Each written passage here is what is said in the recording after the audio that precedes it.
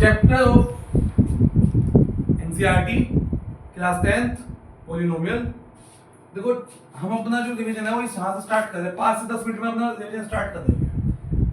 ये होता है किसी भी पॉलिनोमियल का ग्राफ। अगर आप ध्यान से देखो ये पॉलिनोमियल यहाँ पे जो y है वो कितना है 0, और आपको पता होना चाहिए y 0 क्यों है, क्योंकि x एक्सिस पे y क्या होता है 0, और y ही क्या होता है पॉलिनोमियल होता है। तो इसका मतलब इन तीन पॉइंट पे y 0 है, इन 3 पॉइंट पे y का मतलब है कि पॉलिनोमियल 0 है, और जहां पॉलिनोमियल 0 हो उसे जीरोस बोलते हैं। तो इसका मतलब 3 पॉइंट पे 0 है, तो इसका मतलब इस पॉलिनोमियल के जीरोस कितने हैं 3। समझ में आ गई बात। ऐसे ही अगर दो जगह कटेगा, जैसे मान लीजिए ये वाला ग्राफ है, इस ग्राफ का नाम भी आपको पता होना चाहिए, पैराबोला है इसका नाम। अभी दो जगह कट रहा है तो इसका मतलब इस पॉलिनोमियल के जो जीरोस है वो दो जीरोस है, और दो जीरोस वाले को क्वाड्रेटिक इक्वेशन बोलते हैं। क्वाड्रेटिक का जो शेप होता है वो पैराबोला होता है। ये एमसीक्यूज में आपके केस स्टडी में आपका आ सकता है, यही क्वेश्चन की स्टडी में भी आ सकता है। मान लीजिए मैं क्वेश्चन तैयार करता हूं अपनी तरफ से ही, तो पहली चीज तो इसमें फर्स्ट एक्सरसाइज में यही थी। सेकंड एक्सरसाइज की अगर मैं बात करूं बेटा, सेकंड एक्सरसाइज में दो चीजें हैं।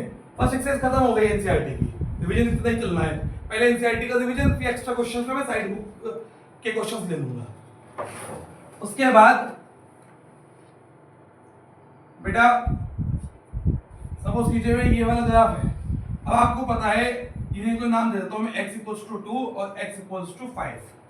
तो इसका मतलब इस जिस भी पॉलिनोमियल का ग्राफ होगा उसके दो जीरोस है, क्योंकि दो जगह कट रहा है, और वो जीरोस क्या है, वो जीरोस है 2 and 5।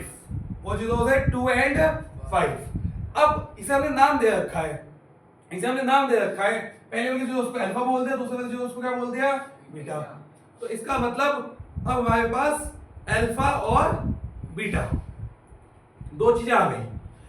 वो आपको केस स्टडी में कहेगा पहला क्वेश्चन कितने जीरोस है, दो, कौन कौन से हैं 2 and 5। तीसरा पूछ सकता है ग्राफ का नाम बताओ, शेप कैसी है पैराबोला, शेप कैसी है पैराबोला। चौथी चीज क्या पूछ सकता है, इक्वेशन में बताओ। तो जो एक्सरसाइज 2.2 है मेरे बेटा, उसमें क्वेश्चन 1 और क्वेश्चन 2 जो है, क्वेश्चन 2 में आपको जो वैल्यू दे रखी है वो अल्फा प्लस बीटा और अल्फा इनटू बीटा की दे रखी है, और इक्वेशन बनाने के लिए कहा है। ऐसे केस स्टडी में मैंने क्या कह दिया कि अल्फा की वैल्यू 2 है और बीटा की वैल्यू कितनी है 5। तो अगर आप चाहो तो दोनों का सम कर लो, या डायरेक्ट इक्वेशन याद रखो कि जब भी हमारे पास जीरोस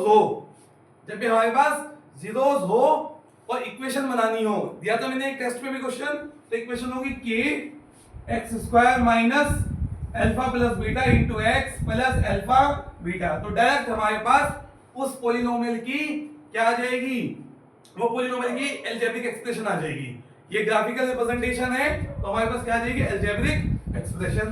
तो बेटा x² अल्फा प्लस बीटा इन दोनों का सम जीरोस का, 5 और 2 7, 7x इन दोनों का प्रोडक्ट 10। तो ये हमारे पास क्या तैयार हो गया पॉलिनोमियल। तो केस स्टडी में इस तरह से भी क्वेश्चन आ सकता है। ठीक, अब मैं बात करता हूं, ये तो क्वेश्चन नंबर 2 की बात हो गई। क्वेश्चन नंबर 2 में आपके पास डायरेक्ट इनकी वैल्यूज है, सीधा सीधा इसको पुट कर देंगे, क्वेश्चन 2 हो जाएगा एनसीईआरटी का।